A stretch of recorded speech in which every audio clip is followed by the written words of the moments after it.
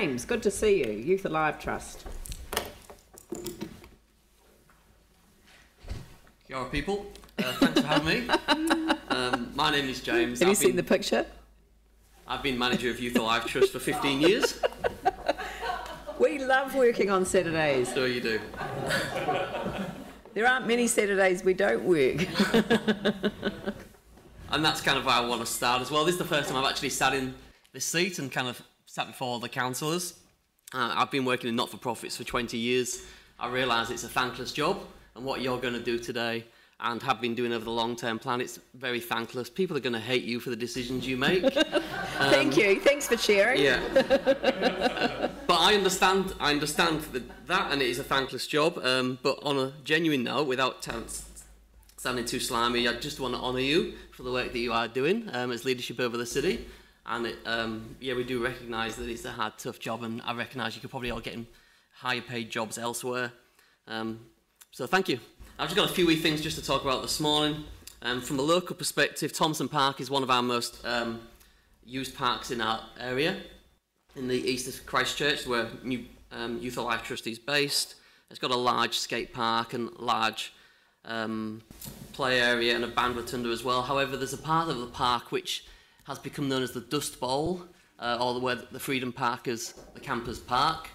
And this area does need looking at. We've been talking to the local community board, and we've talked to some of the council staff as well, who are putting in a bit of a plan to put a full-size basketball court in there, which is why I've got a small visual aid, to make some of the paths more accessible, so a new toilet block, some security cameras, water fountains, and to secure the entrance as well. We actually don't know what figure it's going to cost to renovate that area. There is some money in the LTP to upgrade it. We don't think there's enough. So all I'm just advocating on behalf of our community, that we would just love to have that area upgraded and fixed. Secondly, I just want to mention the tennis courts at Graffiti Domain. There've been four courts there for many years, have been well used. They are very run down, and back in 2015 there was 222,000 in the LTP to upgrade these tennis courts and renew them.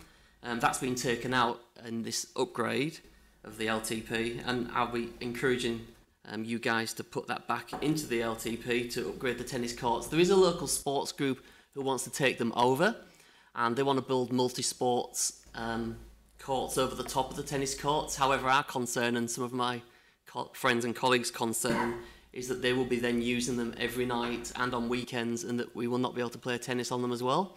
I'm proposing that you allow staff to look at a limited review of the reserve management plan for Graffiti Domain, so that we can have both, not one or the other, so we can keep the tennis courts, get them upgraded when the money's there, and then the sports group can still build their multi-sports courts, either beside them or next to them. You'll see on the picture that's where the temporary housing was, and there is plenty of space around there. And it is a great free resource that families do make good use of. Thirdly, I just want to mention the Strengthen This Communities Fund. I want to acknowledge the fact that Christchurch City Council does give money to not-for-profit groups to strengthen their capacity in working with the hundreds of thousands of people in which we do work with in our local community. However, $7 million was given last year to 900 groups, but 10 years ago, $8.2 million was given, and relatively that's a smaller amount, and I hear rumours within funding circles that amount might be decreased at some point. And I would state that that's probably the best value for money that you could actually get by just putting $7 million to 900 groups, which is probably affecting nearly every person within the Christchurch community. And it wouldn't be such a bad thing to double or even triple that amount that you could give to actually get double or triple the amount of outcome. And you would say, well, where could we take that money from? Probably numerous places. I might be a bit controversial here and just talk about Christchurch City Libraries. They have a $30 million budget of operational costs every year. And I think that's the City Council's way of supporting community hubs. In reality, they do deliver books and they do deliver some digital information as well. But I would say they're not really a community hub. A community hub is somebody who has youth programs, parenting programs, maybe some budgeting programs, some counselling, some recreation, and you are allowed to make a little bit of noise.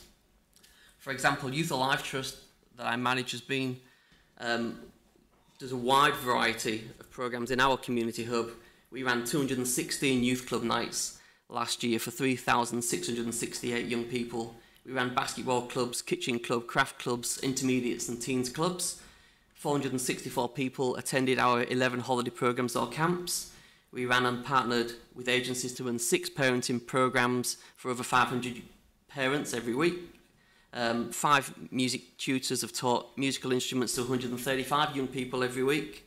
Not to mention the youth workers that we've got in schools and in New Brighton Library, and the big community events that we help organise, which over 7,000 people have attended, ran by a relatively small staff and over 45 volunteers who give 9,000 hours free of charge every year.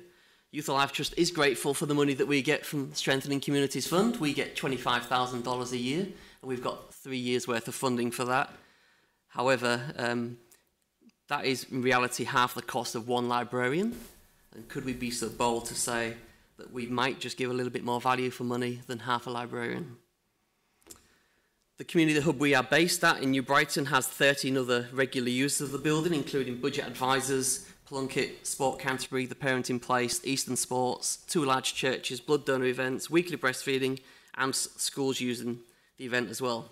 Now, in my 10-minute submission, I'm not expecting you to make big sweeping changes to the way that you're going to run the City Council, but I wanted to plant a wee seed as to what is a community hub, how can we best run a community hubs, and are our libraries going to continue to be libraries, or can we convert them to be community hubs, and can they be more versatile? Can 25% of the building house books in digital format, and then can the rest of it be running parenting programs, youth programs, children's programs? Or maybe we can take $2 million off the budgets of libraries or the budgets of parks and give them to 8 youth agencies in the city who could run youth programs every night for young people or every weekend, because that is the cry we hear all the time. There's nowhere for our young people to go.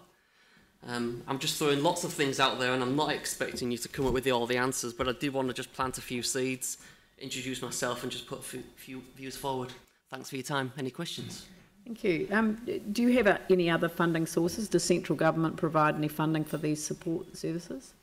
We get funding sources from mainly philanthropic, so 50% of our funding comes through grants, lotteries, COGS, Rata Foundation. But MSD doesn't? Or MSD doesn't fund youth hubs. Ministry of Youth Development funds 3 youth agencies in Christchurch, and these have been long-running contracts and not allowed other youth agencies to get in there as well. I think there is a gap. I would love government to jump on board and fund youth hubs.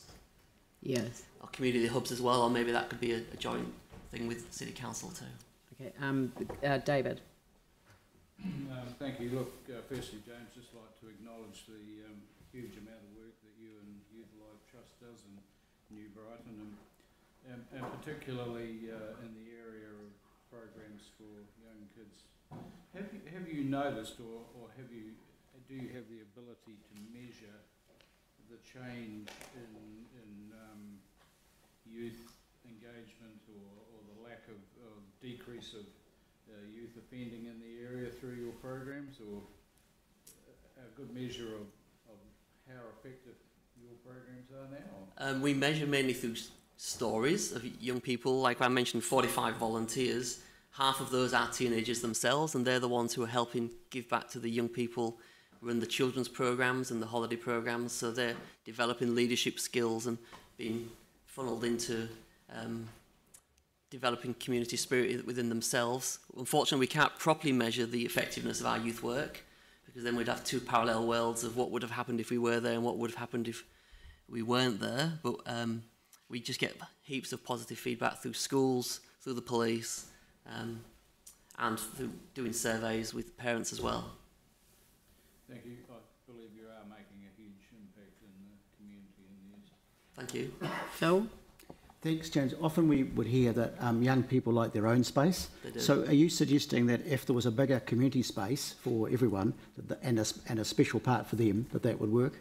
I believe they need to be in each community, because young people like to stay within their various communities. I think you could have 8 community youth hubs around the city in existing places, or, as suggested, you could possibly rename the libraries community hubs, and you run youth programmes and children's programmes within those. Very good. Thank you very much, James. Good to see you again. Thank you. And, Thanks for your time. Yeah. Appreciate it. Thanks. Keep up the good work.